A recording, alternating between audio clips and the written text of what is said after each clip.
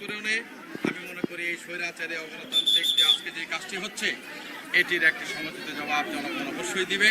আজকের এই নির্বাচনটিকে আমি বলবো একটি তামাশার নির্বাচন। এই নির্বাচনে আমি একজন প্রার্থী হিসাবে আমি ৭১-এ মুক্তিযুদ্ধ করেছি। আজকে আমার মনে হয় একজন ভোটার হিসাবে, একজন নাগরিক হিসাবে আমার জীবনের সবচেয়ে খারাপ একটি দিন আজকের এই দিনটি। এই দিনটি আমরা কোনোভাবেই কল্পনা করি নাই। আমরা কল্পনা করেছি একটি স্বাধীন দেশে একজন মানুষ তার ভোটাধিকার ঠিকমতো প্রয়োগ করতে পারবে, তার যাকে পছন্দ তাকেই ভোট দিবে। আমি আজকে আপনাদেরকে বলতে চাই, সারা রূপগঞ্জে কোথাও আমার ধানের শীষের এজেন্টদেরকে থাকতে দেওয়া হয় না। তাদেরকে ঘাড় ধাক্কা দিয়ে বের করে দেওয়া হয়েছে, তাদেরকে মারধর করা হয়েছে, এমনকি মেয়েদের গায়ের কাপড় খুলে নেওয়ার চেষ্টা করা হয়েছে। এরকম জঘন্য কাজ আজকে রূপগঞ্জে হয়েছে। আমি মনে করি না এইভাবে জনগণের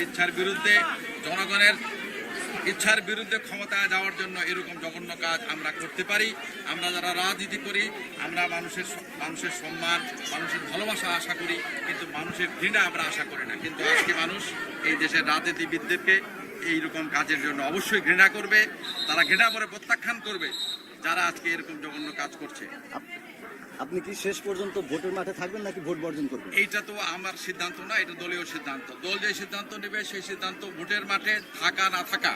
আমি তো ভোট দিয়ে গেলাম, এখন এখানে অনেক ভোটার আছে রাস্তায় যারা এখানে ভয় পাচ্ছে আসতে। সুতরাং ভোটের মাঠে থাকা না থাকা তো এখন আমার একার সিদ্ধান্ত না, এটা দলীয় সিদ্ধান্ত, ঐক্যফ্রন্টের সিদ্ধান্ত। ঐক্যফ্রন্ট যে সিদ্ধান্ত নেবে সেই সিদ্ধান্ত মতোই তো আমাকে চলতে হবে। আচ্ছা ভাই, আপনি এই অভিযোগগুলো কি রিটার্নিং কর্মকর্তাকে জানাচ্ছেন কিনা? অবশ্যই জানাবো যথারীতি। আমার যারা এই নির্বাচনী এলাকায় যারা দায়িত্বে আছেন তাদেরকে আমি মৌখিকভাবে জানিয়েছি, এখন আমি সবাইকে লিখিতভাবে জানাবো। ঠিক আছে। জনাব কাজী মনিরুজ্জামান বাংলাদেশ জাতীয়তাবাদী দল থেকে দাখিলকৃত আমাদের মনোনয়ন প্রার্থী, ওনার ব্যাপারে আপনাদের কোনো সংস্থার কোনো রকমের বক্তব্য রয়েছে কিনা?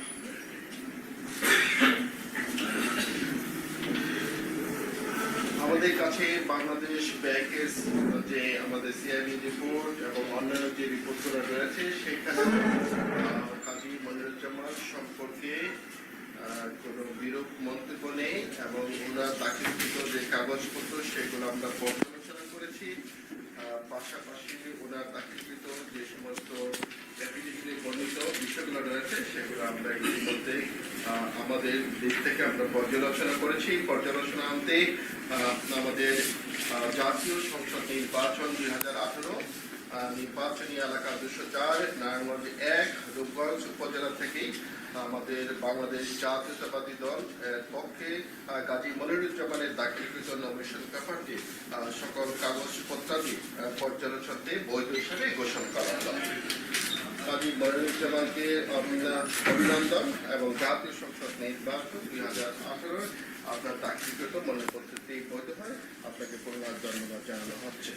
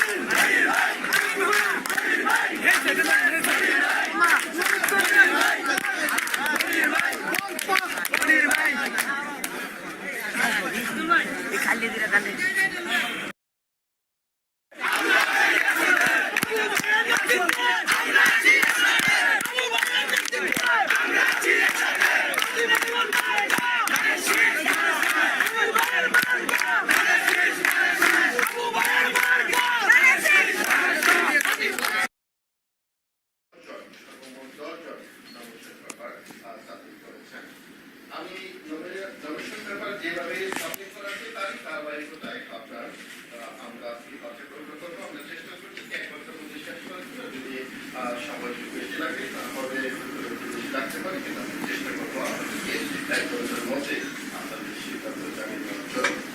আমি প্রথমেই আমাদের যিনি রয়েছেন জনগণ ইমদাদুল্লাহ ওনার নমিশন ব্যাপারটি আপনাদের সামনে নিয়ে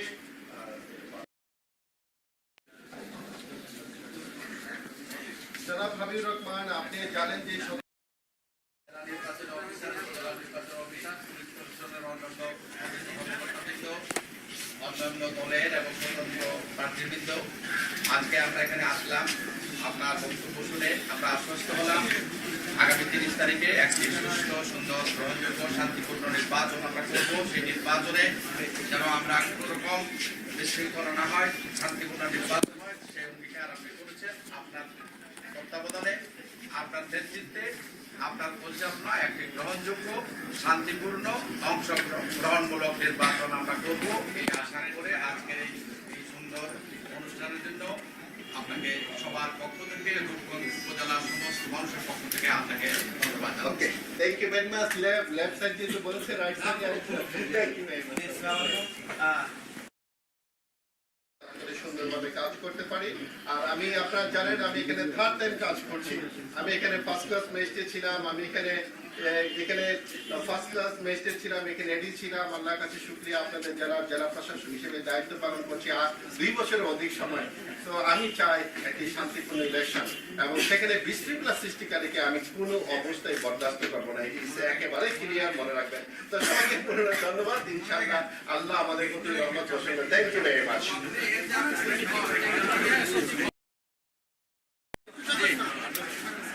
বিসমিল্লাহির রহমানির রহিম। আমি অত্যন্ত আনন্দিত এবং আল্লাহর কাছে শুকরিয়া জানাচ্ছি। আজকে আমার দাখিলকৃত মনোনয়ন কর্তৃপক্ষ বৈধ ঘোষণা করেছে। আমি মনে করি এটা রূপগঞ্জের সাধারণ মানুষের জন্য একটা সুখবর। আমার জীবনেও এটি একটি অত্যন্ত